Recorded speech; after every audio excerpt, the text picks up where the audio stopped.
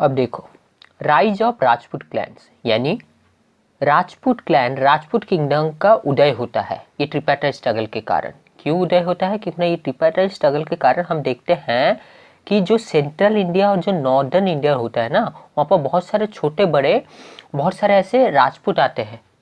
ठीक है, क्यों आते हैं?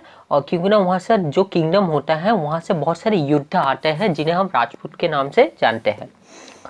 तो देखो, the tripartite struggle gave rise to a number of kingdom throughout the north and central India. वही बात कहा गया है कि पूरा उत्तर भारत में और मध्य भारत में ट्रिपाटाइट स्ट्रगल के बाद हम देखते हैं कि बहुत सारे किंगडम का उदय होता है। Many of these were ruled by some warlike clans of mysterious origin. वही कहा गया है कि ये जो नए तरह के किंगडम उभर रहे थे, तो इसको कौन रूल कर रहा था? इसको जो रूल कर रहा था वो योद्धा की तरह प्रतीत होते थे, जिनके मतलब जन्म बहुत ही रहस्यमय था।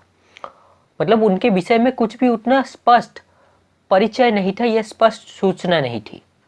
ठीक है, उनका जन्म कैसे हुआ, क्यों हुआ, मतलब ऐसे बहुत सारे अस्पष्ट सूचनाएं व्याप्त हो रही थी। उसके बाद देखो, while some Rajput clans claim descent from the sun Suryavanshi and some other trace their origin to the lunar family of the ancient Pandavas Chandravanshis.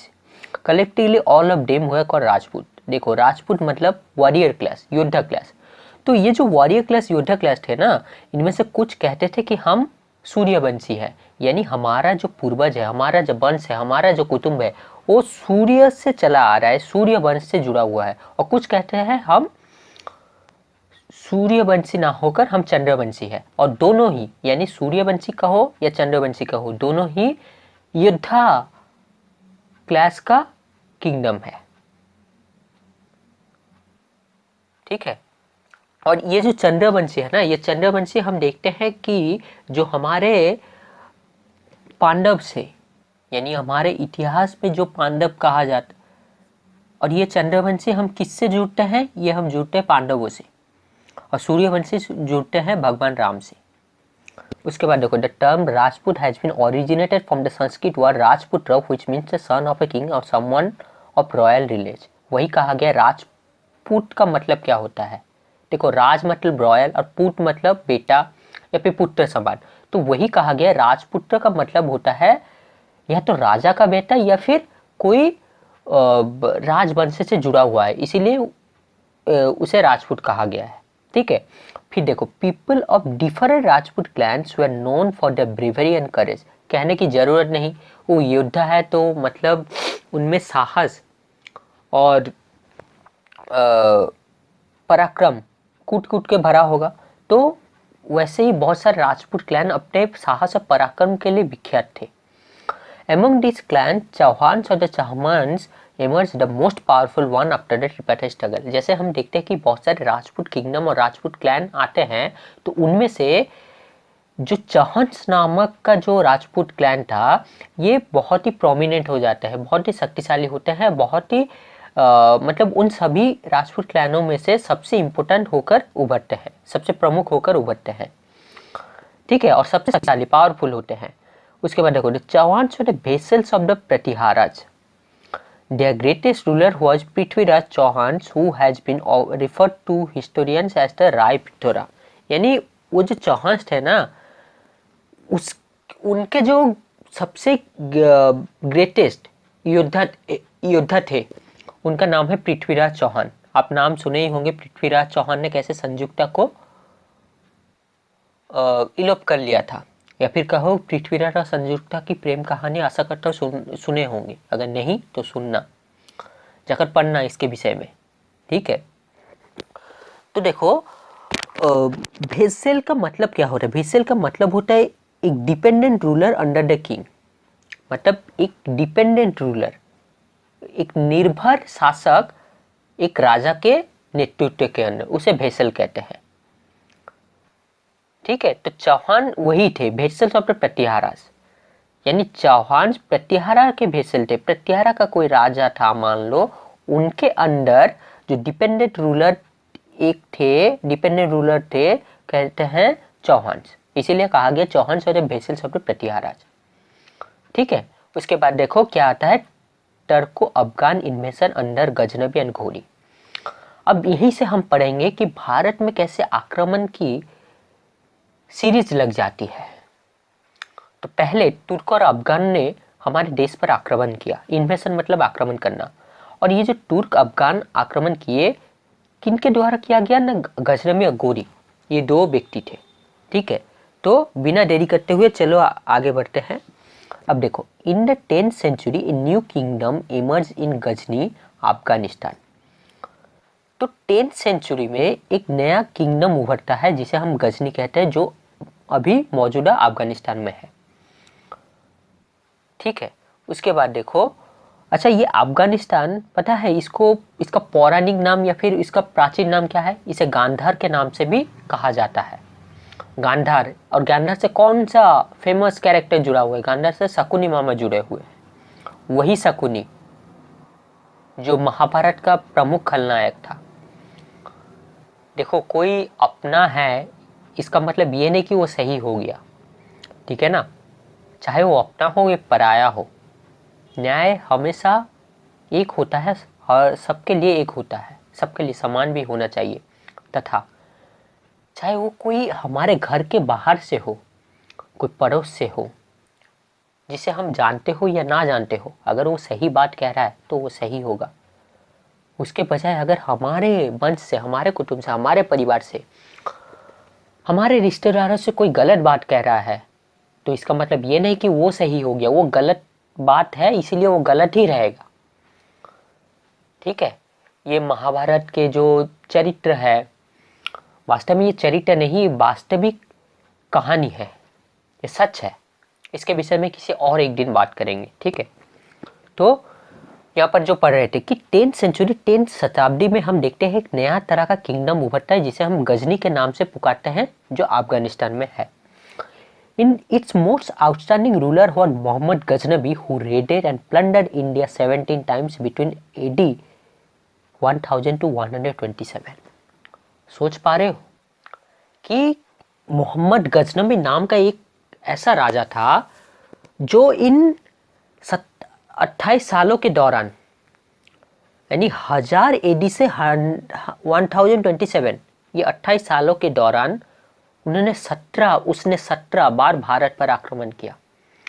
आक्रमण किया तो किया, फिर तहस नहस किया, सब कुछ बर्बाद किया। हमारे मंदिर, हमारे जो हेरिटेज थे, उन सबको नष्ट कर दिया, है ना। हमारे संस्कृति को नष्ट करना चाहा। अब तुम कहोगे 1000 मतलब 1027 AD और 1000 AD, ये तो 27 साल हुआ, आप कैसे कह रहे हैं 28 साल? अरे बाबा, 1000 AD को भी तो गिनना पड़ेगा ना। देखो 1000 AD जो है वो एक साल होगा, 1000 का एक साल, फिर 1001 से लेकर 27 तक वो 27 साल, और ये एक साल कितना हुआ? 28 साल। हाँ कि नहीं? जैसे मान लो अभी 2025 है, ठीक है, मैं कहूँ 2000 से लेकर 2025 तक कितना साल हुआ? आप कहोगे 25 साल। आपने कैसे किया कि 2025 माइनस 2000, वो गलत है। नहीं, वहाँ आंसर होगा 26 साल। क्यों? 2000 से 2025 तक कितना हुआ? 26 साल। कैसे? 2000 साल को भी तो गिनना पड़ेगा। 2000 साल गया, उसके बाद 2001 से 25 तक तो 25 साल होता है, यानी 26 साल। समझ में आया? आप क्या कर रहे थे, ये जो 1000 वाला जो साल है ना, उसको एक्सक्लूड कर दे रहे थे, लेकिन वो भी तो गिनना पड़ेगा ना। ऐसा नहीं कहा गया कि 1001 से 1000 से कहा गया और ये 1000 कंप्लीट होने में उसे एक साल लगेगा, यानी 365 दिन।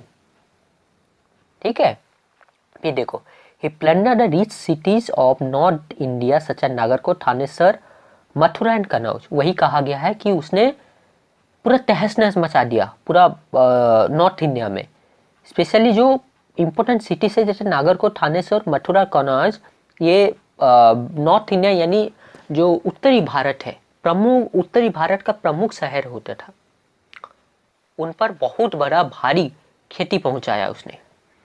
ठीक है, फिर he looted the prosperous temple at Somnath in Gujarat and managed to collect a lot of wealth from this attack। अच्छा उन दिनों क्या होता था ना, उन दिनों जो धन समृद्धि होती थी ना, ज़्यादातर राजा महाराजा उसको मंदिरों में रख देते थे। तो उसने क्या किया, सोमनाथ नाम का जो मंदिर था वो गुजरात में स्थित था, उसको तो नष्ट किया, नष्ट करते करते उसको बर्बाद भी किया।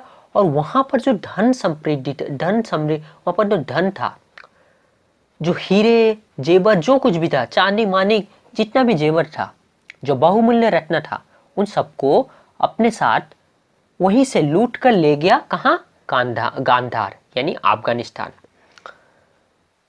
ठीक है, गजनी। तो उसने ये सब आक्रमण किया था। फिर उसके बाद क्या किया, ही ऑक्युपाइड पंजाब एंड मुल्तान। तो पंजाब को भी ऑक्युपाई किया, पंजाब पे भी अपना हाथ जमाया।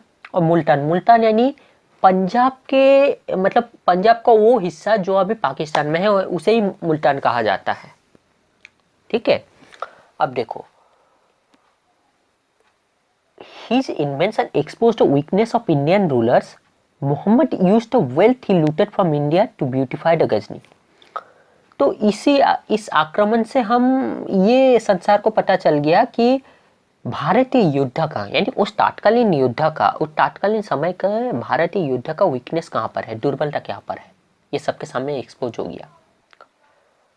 उसके साथ साथ उसने वो जो यहाँ से जो समृद्धि, जो धन, जो प्रॉपर्टी, जो कुछ भी अपने साथ, जो संपदा अपने साथ लेकर गया था, लेकर क्या गया था, वो लूट कर गया था। ठीक है, लूटा हुआ माल लेकर गया था। तो वो लूटा हुआ माल से क्या किया ना, अपना जो शहर है, अपना जो जन्मभूमि है, जहां से वो आया था गांधार से, यानी गजनी, उसको डेकोरेट करने में, उसको ब्यूटीफाई करने में, उसको मॉडर्नाइज करने में, उसको सही करने में उस पैसे को वहां पर लगाया। वास्तव में देखोगे, भारत को यूं ही नहीं कहा जाता सोने की चिड़िया। आज जो देख रहे हो, जो कुछ भी समृद्धि हुआ है ना, सब किसके कारण हुआ है? क्योंकि ना भारत में इतना धन था कि कहते हैं कि जो गरीब से गरीब वर्ग का भी इंसान था ना, उसके घर में भी सोना चांदी का बर्तन होता था, वो भी सोना चांदी में खाते थे। ठीक है, इतना धन था। अब जब भारत कॉलोनियल रूल के अंदर आया, या फिर कहें ऐसे बहुत सारे फॉरेन या फिर विदेशी शासकों के अंदर आया, जब हम गुलाम बनने लगे, गुलाम की दौर बहुत लंबा है। तब से वो क्या किया ना, कोई अपना जो निजी संपत्ति था, उनको वो सब क्रूर शासक लूटते चले गए और उन सब को लेकर अपना सही करते चले गए, अपने आप को डेकोरेट करते गए, चाहे वो अपना परिवार हो, अपना नगर हो, अपना कल्चर हो, अपना संस्कृति हो, अपना देश हो, सब कुछ। पहले ये लंदन को कौन जानता था? कोई नहीं। लेकिन जब से इस अंग्रेजों ने भारत पर शासन किया, जब से भारत का पॉलिटिकल पावर उनके हाथों में आया, या फिर यूं कहो कि भारत का शासन उनके हाथ में आ गया, तब से उन्होंने क्या किया ना, वो भारत से धन संपदा लूटते गए और उसको लेकर अपने लंदन पहुंचाया, वहां पर सब कुछ मॉडर्नाइज किया। और इसके बावजूद आज जो रूप आप देखते हो यूनाइटेड किंगडम का, वो इसी के कारण हुआ है। अन्यथा तुम अपने आप से प्रश्न पूछो ना कि आज हम कहते हैं ये सब ऐसा हुआ, पहले ये सब कहाँ था? कहीं ये तो हम लोग नहीं पढ़ते हैं एंशिएंट हिस्ट्री में, मिडाइवल हिस्ट्री में। लेकिन आज ऐसा क्यों हुआ? अचानक ऐसे कैसे हुआ? अगर एक वाक्य में कहूँ, वो ये है कि जितना भी जगत में जिसको आप समृद्धिशाली देश कहते हैं, जो भी मॉडर्नाइज हुआ है, वो किसके कारण हुए? वो सब भारत से संपत्ति लूटकर अपने आप को समृद्धि की यात्रा तक लेके गए हैं। अब भारत से ऐसे उधार नहीं लिए, बरंग लूटे हैं। ठीक है, तो अब देखो, उस समय एक जैसे कवि होते थे ना, आज भी जैसे कवि है, लेखक है, उस समय के बहुत एक पर्शियन स्कॉलर थे, पर्शियन विद्वान थे, उनका नाम था अल बरूनी। वो तात्कालीन समय के पर्शियन विद्वान थे।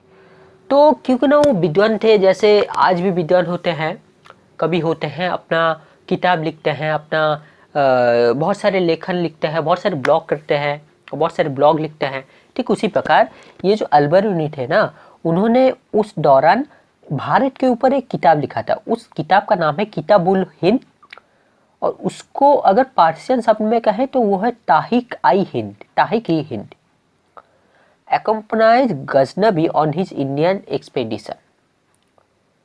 तो ये जो किताब है ना, ये किताब से बहुत सारे सूचना मिलती है उस समय का भारत का परिवेश कैसा था, कैसा परिस्थिति था, क्या चल रहा था देश विदेश में, भारत में क्या धन संपदा थी। मतलब ऐसे सब किताबों से जो उस समय उस दौरान लिखी गई है, उन्हीं से ही तो हम हिस्ट्री को खंगालते हैं, हिस्ट्री को लेते हैं। यही हमारे लिए स्रोत होते हैं, सोर्स होते हैं।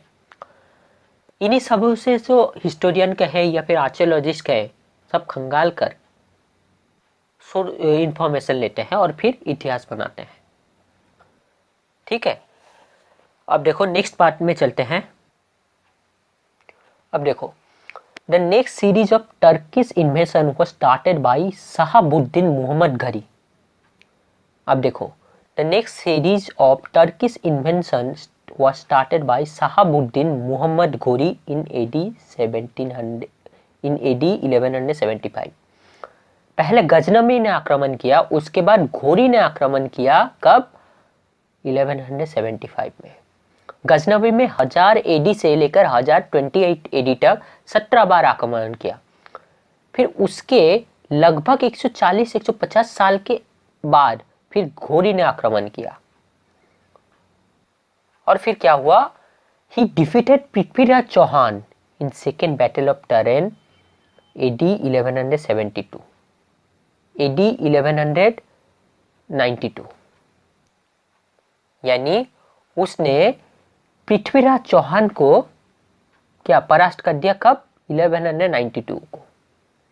which laid the foundation of sultanate rule in India. और यही से सुल्तानेट राजवंश का शासन आरंभ होता है। और यही पृथ्वीराज चौहान वास्तव में भारत के जो प्रमुख भारतीय शासक कहते हैं ना, यही थे। इनके बाद और हम उतना देखते नहीं कि भारतीय शासक, हाँ वही कोई छोटे छोटे राजवंश कोई इक्का दुक्का होगा, लेकिन वो ऐसा नहीं थे। मान लो कोई विदेशी शासक आकर जो इतना क्रूरता मचा रहा है, उसका 100 में से लेवल अगर मैं दूं 90 से 95 तक, तो इसका लेवल होगा 1-2, तो क्या वो गिनती में आएगा? समझ में आया? तो यहीं से सुल्तानेट रूल का आरंभ हुआ। तो उसके बाद देखो क्या कहा गया, unlike Mohammad Ghaznavi who came to India only to plunder and acquire wealth, Ghori wanted to establish an empire in India. यहीं पर आता है फर्क। क्या? दोनों ने ही आक्रमण किया, गजनबी ने भी और मोहम्मद घोरी ने भी। पहले गजनबी ने आक्रमण किया, 17 बार आक्रमण किया, परंतु उसका आक्रमण का उद्देश्य यह था कि वो भारत में आकर आक्रमण करके लूटपाट मचाना चाहता था। तहस नहस कर यहां से धन को लूटता गया और लूट कर अपना जो देश है उसको आगे बढ़ाना चाहता था। यानी वो यहीं पर शासन नहीं करना चाहता था, यहीं पर अपना डेरा नहीं बांधना चाहता था। उसी यही था उसका उद्देश्य कि वो यहाँ पर आए, तहस नहस करे, बर्बाद करे और जितना भी धन संपदा है वो सब अपने साथ लेकर अपने देश लौट जाए और वहीं पर उस धन संपदा से अपने आप को विस्तार करे और अपना जो देश है, जो इलाका है, उसको ब्यूटीफाई डेकोरेट करे। परंतु जो घोरी था ना, वो वैसा नहीं था। उसका मनस्थिति बिल्कुल अलग था, उसका उद्देश्य बिल्कुल अलग था। उसने भारत पर आक्रमण इसलिए नहीं किया था कि वो गजनबी की तरह धन संपदा लूट सके।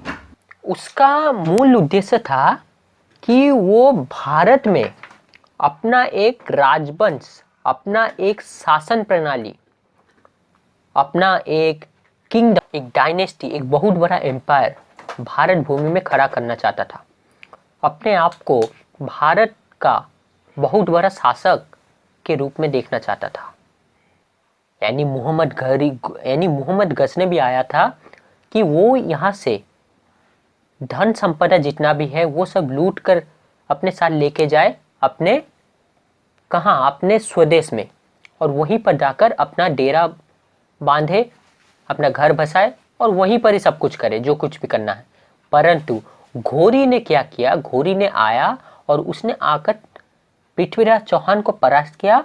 फिर यहीं पर वो अपना बसेरा बंधा है, यहीं पर वो अपना बसेरा को स्थापित किया और यहीं पर वो अपना डेरा डाला, अपना एक रूल, अपना एक डायनेस्टी, अपना एक एम्पायर खड़ा करना चाहा। और यहीं से सुल्तानेट रूल आरंभ होता है और यहीं से वास्तव में भारत में, या फिर कहो भारतीय का गुलामी का दौरा आरंभ होता है, या फिर कहो भारतीयों का गुलाम बनने का दौरा, गुलाम बनने का जो समय है वो यहीं से आरंभ होता है। आशा करता हूँ समझ पा रहे होंगे। अब देखो, द इम्पैक्ट ऑफ इन्वेशन, यानी इन आक्रमण के कारण क्या इम्पैक्ट हुआ हमारे ऊपर।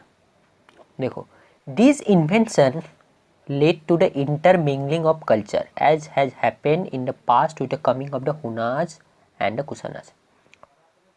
जब हम एंशिएंट हिस्ट्री पढ़ेंगे तब हम देखेंगे कि हुनाज और कुसानाज भी आए थे और इनके कारण हमारे जो संस्कृति था ना उनमें मिलावट हुआ था। तो इसके कारण वो जो पहले जो संस्कृति था वैसा संस्कृति नहीं हुआ, वो मिलावट वाली संस्कृति हो गई।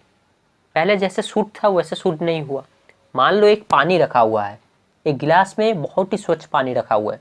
अगर वो स्वच्छ पानी में मैं बालू मिला दूं, मैं मिट्टी मिला दूं, तो उसमें पानी तो है, परंतु अब वो वैसा पानी नहीं रहा, वो अब मिश्रित पानी हो गया। क्या उस पानी को तुम पियोगे? नहीं। तो इन सब मिश्रित पानी के कारण वो पानी गंदा हो गया, पीने लायक नहीं बचा। परंतु ये तो, इस पानी को तो आप फेंक सकते हो। परंतु जब समाज में ऐसा होता है, बहुत सारे विदेशी आकर यहाँ पर अपना घर बनाने लगते हैं या फिर इसी को ही अपना घर मानने लगते हैं, तो हमारा जो संस्कृति था, जो आर्य संस्कृति था, आर्य मतलब सर्वश्रेष्ठ, मर्यादित, देवता के भांति जो संस्कृति था, उसमें आकर अगर उसे निम्नतर का संस्कृति आए तो ये सब आपस में मिलजुल जाते हैं, एक मिश्रित समाज होने लगता है, दुविधा उत्पन्न होती है, नाना तरह के समस्या उत्पन्न होते हैं, दंगे खड़े होते हैं। तो जैसे ये एंशिएंट हिस्ट्री में हम पढ़ेंगे ये हुआ था, उसी तरह कुछ अभी भी हुआ।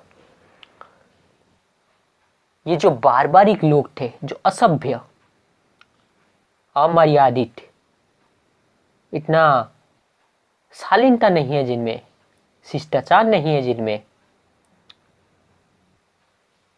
ये सब आकर जब हमारे साथ रहने लगे तो कहने की जरूरत नहीं कि संस्कृति का इंटरमिंगलिंग यानी मिक्सचर हो गया।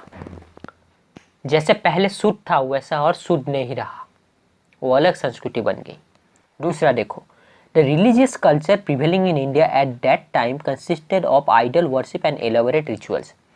उस समय जो धार्मिक संस्कृति थी, जो धार्मिक नीतियाँ चलती थी, वो ये था कि उस समय के लोग ना मूर्ति पूजा करते थे और विभिन्न तरह के रिचुअल्स, कर्मकांड पर विश्वास करते थे। परंतु on the other hand these invaders were followers of Islam. They bought in Islamic culture and concept of single formless God। परंतु ये जो इन्वेडर, जो आक्रमणकारी थे, वो अपने साथ सिर्फ स्वयं एक व्यक्ति को लेकर नहीं आए, क्योंकि ना वो यहीं पर अपना डेरा बांध लिया, अपना शासन प्रणाली बना लिए, यहीं पर अपना साम्राज्य गढ़ना चाहते थे। तो इसीलिए उन्होंने अपने साथ इस्लामिक कल्चर यानी इस्लामिक संस्कृति को भी अपने साथ लाया। ठीक है, तो the blending of these two cultures and the tradition and custom form what is Indian culture today.